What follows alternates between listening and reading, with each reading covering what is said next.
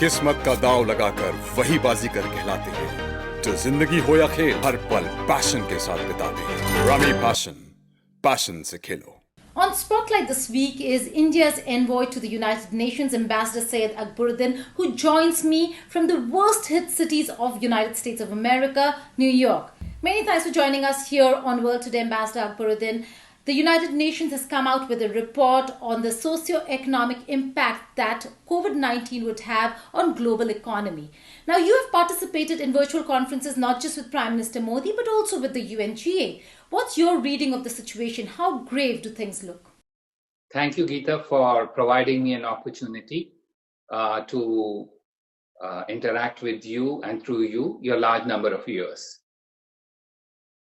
The crisis that we face is the gravest global crisis that we in India have faced since our independence.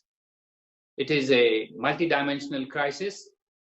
At the core, it is a global health crisis, the toll of which keeps mounting. It has also metamorphosed into an economic crisis, the likes of which the global economy has not seen in perhaps more than 100 years. The full impact is yet to be comprehended. It is also a social crisis requiring physical distancing in a manner not practiced previously.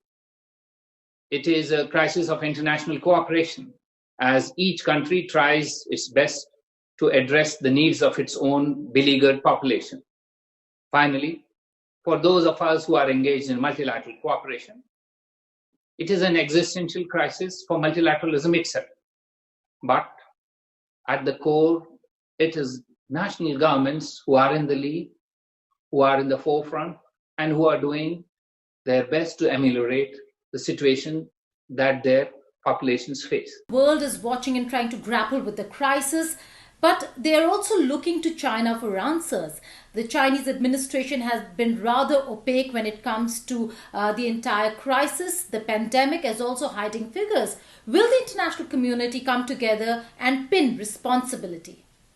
If your question is that all of us need to have a full understanding of the phenomenon that has bedeviled us like no other threat, my answer would be yes. We are in a globalized society. Globalization engenders interdependence. And for globalization to proceed smoothly, we need to adhere to global public goods.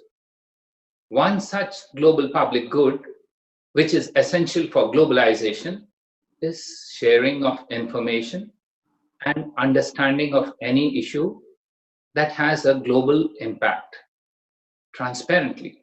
So, at some stage, if we have to gain a thorough understanding of this entire phenomenon of the coronavirus, we will have to address that issue transparently, scientifically, openly.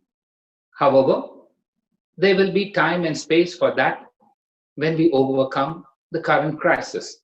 Let us now work to overcome the existential threats we are all facing. Ambassador Akbaruddin, as always, it's been a pleasure having you on World Today. Many thanks for joining us.